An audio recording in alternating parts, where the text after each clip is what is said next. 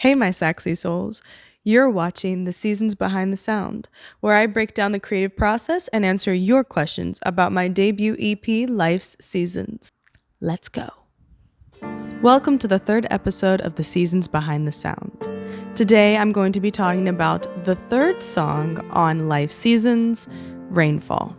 Unlike the first two songs I have talked about in the series so far, Rainfall isn't really a specific season.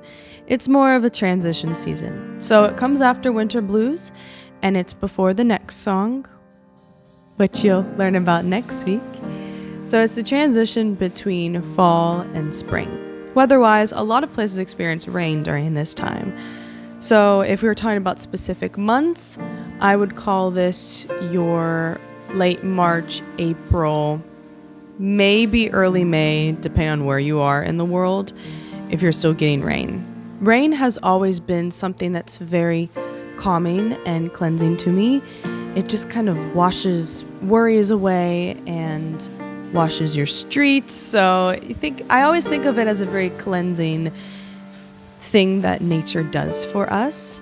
The song Rainfall has the themes of self-judgment, negative self-talk, fears, and then knowing that it's time to change. Knowing that you've suffered enough and it's time to stop this self-destructive behavior and just really be your own help instead of waiting for somebody to come and save you. Because sometimes, especially for me, I have trouble telling people when I'm struggling with something. So it is really about just knowing, okay, we've reached the point where we need to make a change within ourselves, and we're doing it for ourselves. And we're done waiting for a sign, waiting for somebody to come and save us, and we're going to take charge of our lives and do it ourselves. This song is very personal to me. It is the most vulnerable thing I've written so far, that has been released, that is. The lyrics of this song are words to myself. It's just telling me you're allowed to change your habits and you shouldn't live with those self-destructive habits that you have in your mind, and knowing that it is time to reevaluate how I talk to myself and how I treat myself and change for the better good of me. And in the end, that will also affect the relationships I have with other people, and they'll just make a greater connection between me and others. Not only is this very personal for me, as it's something that I struggle with, but I do know a lot of people in my life, especially I have a lot of friends that are performers as well. So it is something that we especially struggle with, being a creative. And this also segues into performing it live. It is a very difficult song for me to perform live because it is exactly how I feel. And it's hard to be vulnerable in front of people, especially when you've dealt with this negativity in your head that says, oh, you can't do that because you have to be strong and all this stuff. But vulnerability is honestly stronger than holding everything in. With that said, even though it is a very difficult song for me to perform, it's also very reassuring to see people in the audience, like people I know, that struggle with it or that understand or know that it's something that I've been struggling with my whole life. So it's almost like I'm doing it for them as well. It is definitely, I'm doing it for myself, but I'm also doing it for them. Speaking the words that sometimes others can't admit to themselves. And this song is really a message to the listener as well as to me.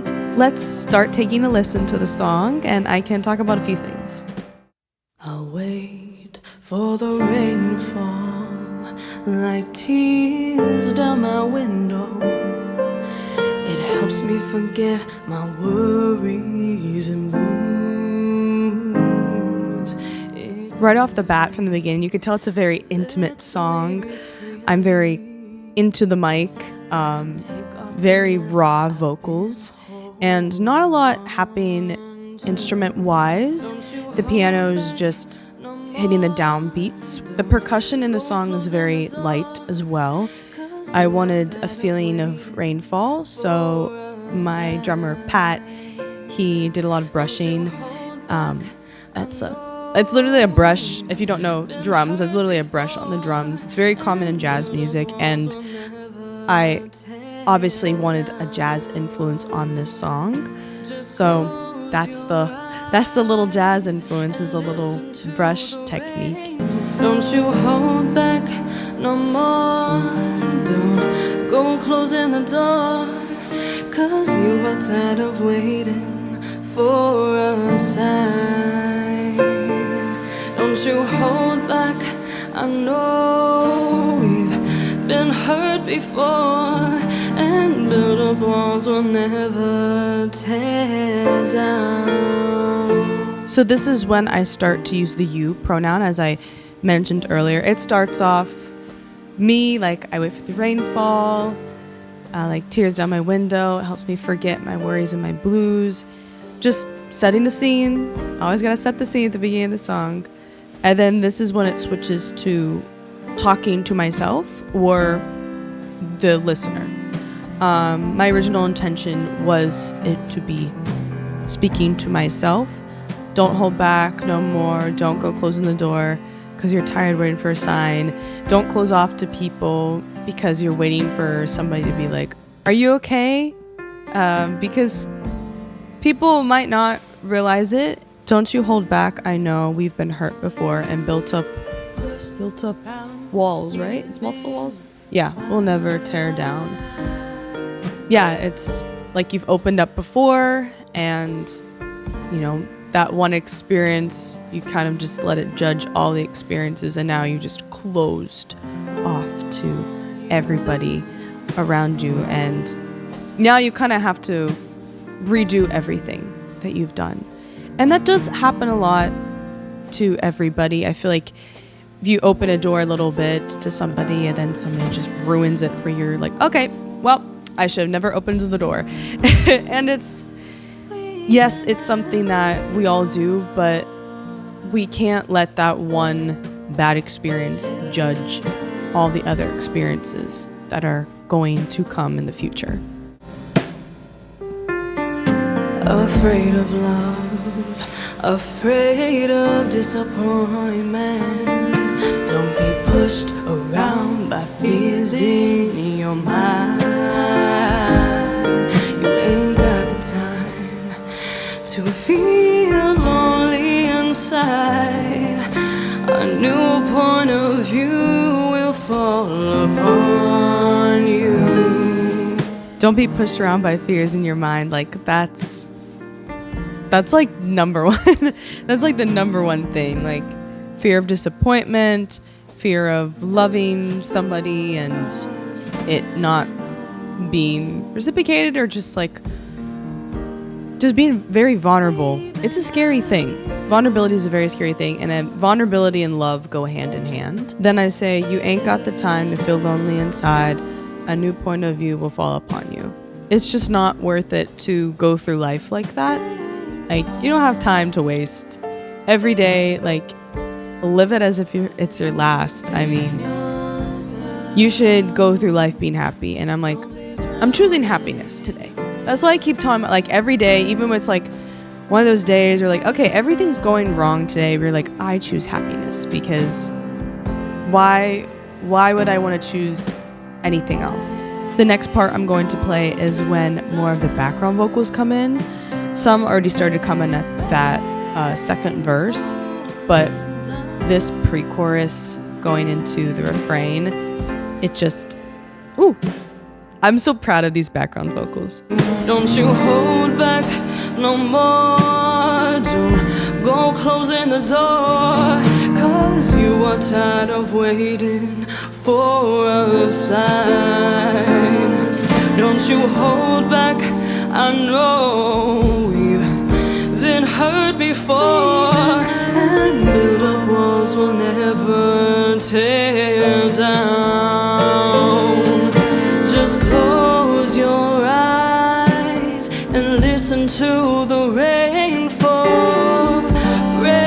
Yeah, that section, you could see I was jamming with it. I loved how I ended up layering, and this one, I'm so proud of it because it sounds so blended.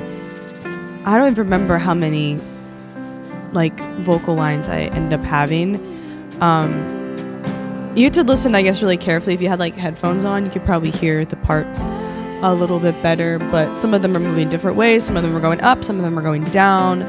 And I just want to get that feeling of like a da da da da. I don't know, just like an up and down motion, because life is up and down. So why would I want it linear? I mean, come on now. So getting into more of the song creation process.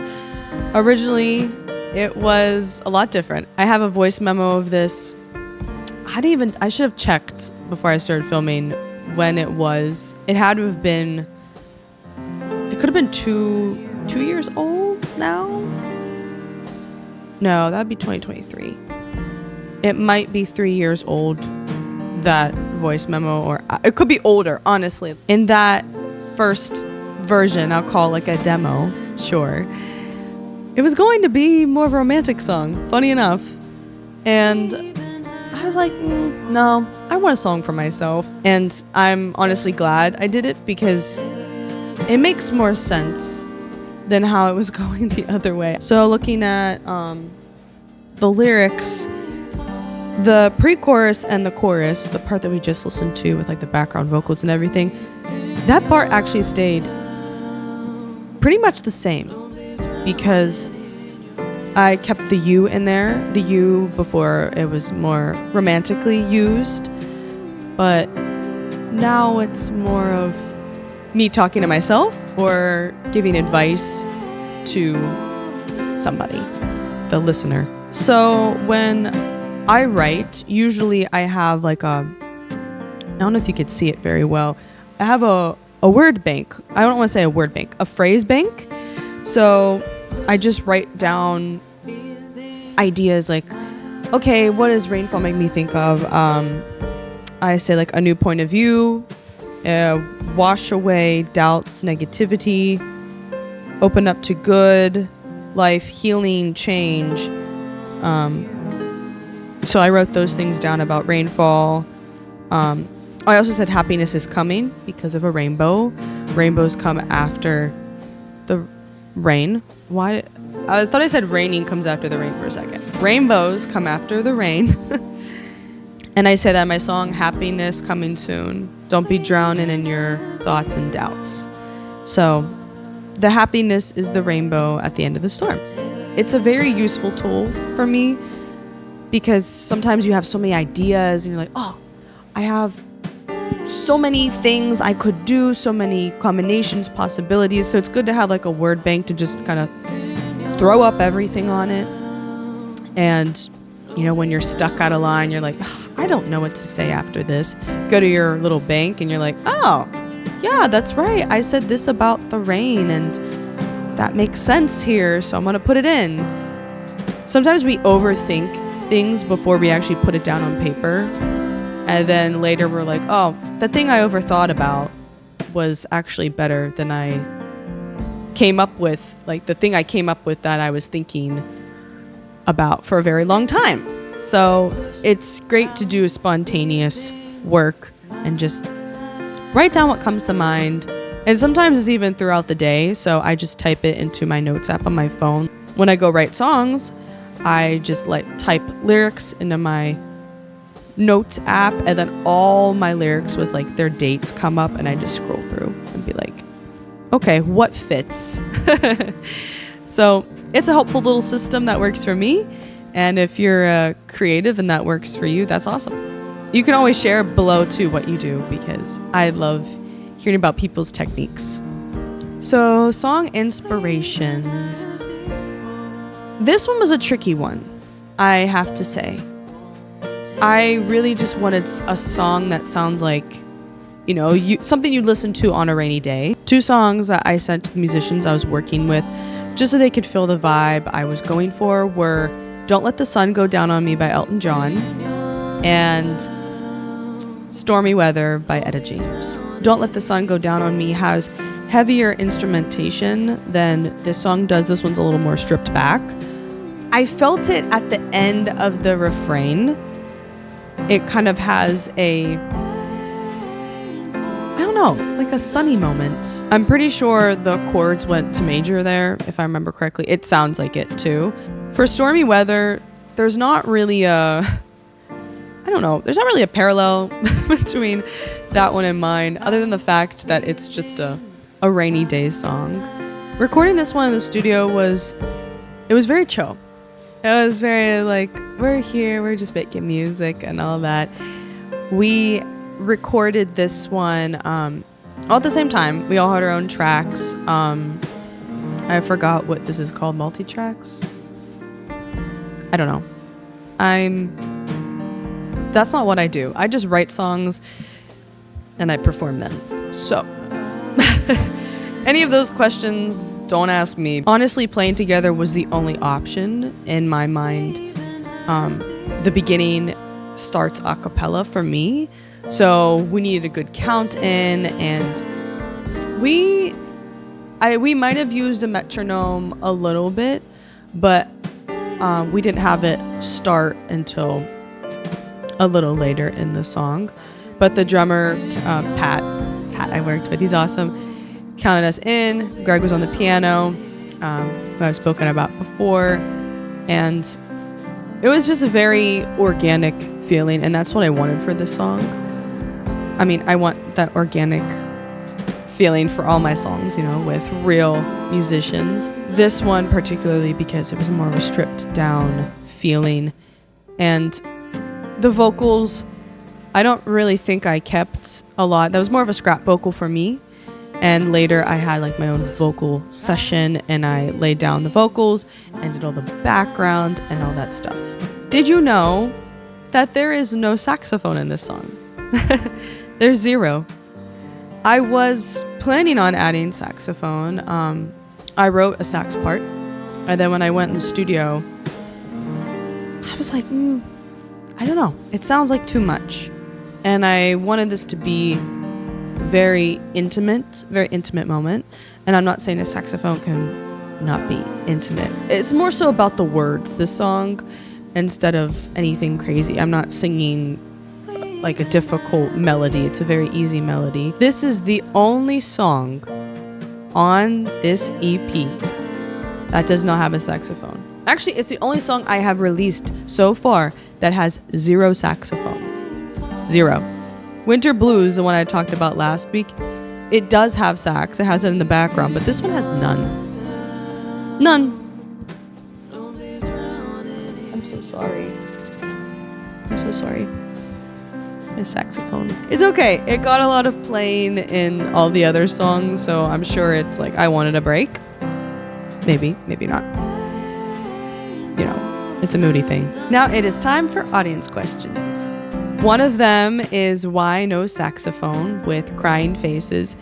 And as I said before, I wanted to strip down intimate feeling, and this is a touchy subject, so we'll move on. What are the themes of Rainfall? That is an excellent question. That's actually a very good question. Themes of self-doubt, negative self-talk, fears in one's mind, and just change, I guess. Yeah. Knowing that you have to change. Thank you all so much for watching this episode of the Seasons Behind the Sound. Next week is the next song on the EP. If you want to comment down below if you know what it is. And don't worry, you're in this one. I included the saxophone in here just so I didn't feel left out. You will be talked about in the next one, don't worry. I'll see you next week. Mwah.